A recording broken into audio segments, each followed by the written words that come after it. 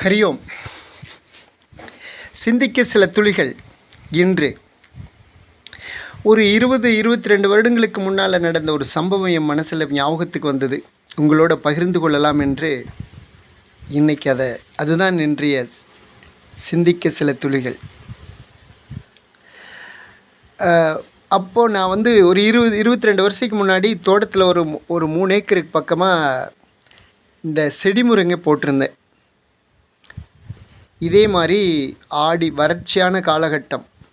அந்த செடி முருங்கையில் தண்ணி பாஞ்சிட்ருக்கு. நிறையா புல்லு பூடு நிறையா மோதி கிடக்கு. ஆளுட்டு இதையெல்லாம் வெட்டி வெளியில் போடணும்னு நினச்சேன். அப்போது பக்கத்தூருக்காரரு எனக்கு தெரிஞ்சவர். அவர் மாடு எருமையெல்லாம் வச்சுருக்காரு. எனக்கு புல்லு இல்லைங்க, மாட்டுக்கு தீனி இல்லை, நான் கொத்தி எடுத்துகிட்டு போகிறேன், உங்களுக்கு களவெட்டு மாதிரி ஆயிரும், எனக்கும் புல்லு கிடச்ச மாதிரி ஆயிரும்னாரு. ரெடி, ரொம்ப சந்தோஷம், செய்யுங்கன்னு அவரும் செஞ்சார். அப்போ நான் கொஞ்சம் தீவிரமாக சமுதாய வேலை, இயக்க வேலைன்னு சொல்லி வெளியில் அதிகமாக சுற்றுறவேண்ணா.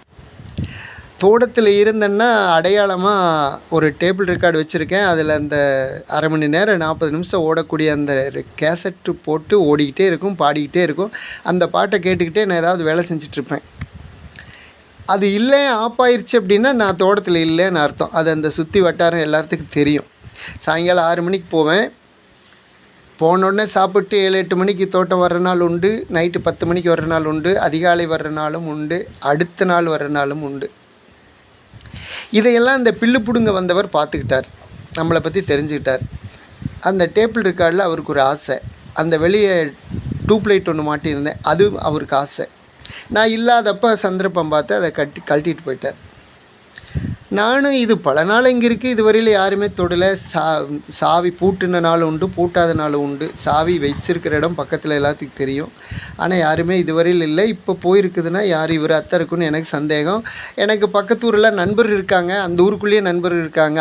அவருக்கு சொந்தக்காரரே எனக்கு நண்பர் நிறைய தெரிஞ்சவங்க இருக்காங்க. அதனால் அவங்கள வச்சு அவர் வீட்டில் இருக்கிறத தெரிஞ்சுக்கிட்டேன். நேராக அவர் வீட்டுக்கு போய் அவரை அகட்டை கூட்டிகிட்டு போய் எச்சரிச்சுட்டு, நாளைக்குள்ளே வரல அப்படின்னா உன்னை நான் வைக்க வேண்டிய இடத்துல வச்சுக்கிட்டோண்டான்ட்டு அந்த ஊர் பெரியவர்கிட்டையும் சொல்லிட்டு வந்துட்டேன். அந்த ஊர் பெரிய தலைவர்கிட்டையும் நாளைக்குள்ளே அவன் கொண்டு கொடுக்கலன்னா அவனை ரிப்போர்ட் கொடுத்து கொண்டு உள்ளே வைக்க போகிறேன்னு.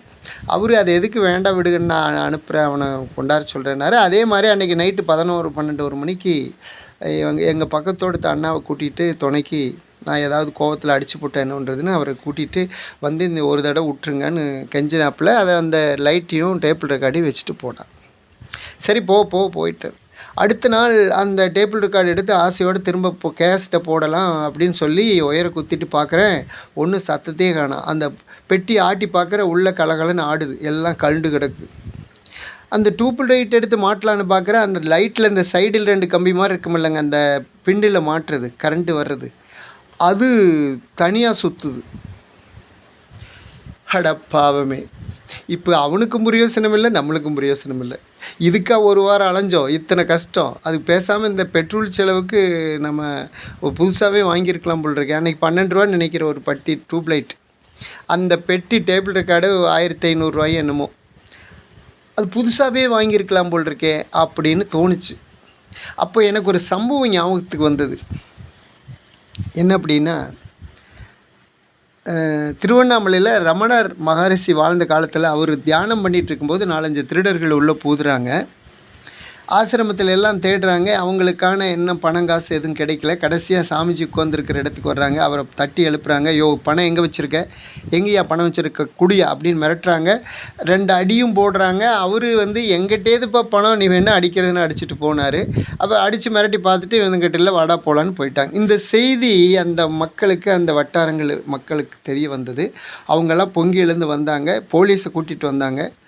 ஸ்டேஷன்லேருந்து போலீஸ்காரரும் சாமிஜி அந்த லோக்கல் இருக்க திருடர்களையெல்லாம் நாங்கள் பிடிச்சி வச்சுருக்கோம், நீங்கள் அடையாளம் காட்டினீங்கன்னா அவங்க யாருங்கிறத, உங்களை அடித்தது யாருன்னு அடையாளம் காட்டினீங்கன்னா அவங்கள பிடிச்சி ரிமாண்டில் வைக்கிறோம், சரியான தண்டனை கொடுக்குறோம் அப்படின்னாங்க. ஏப்பா நீ வேறு, அவனுக்கு நீ என்ன தண்டனை கொடுக்குறது, அவன் மேலே அவன் பார்க்குறேன், உன் மேலே நீ பாரு, என் மேலே நான் பார்க்குறேன்.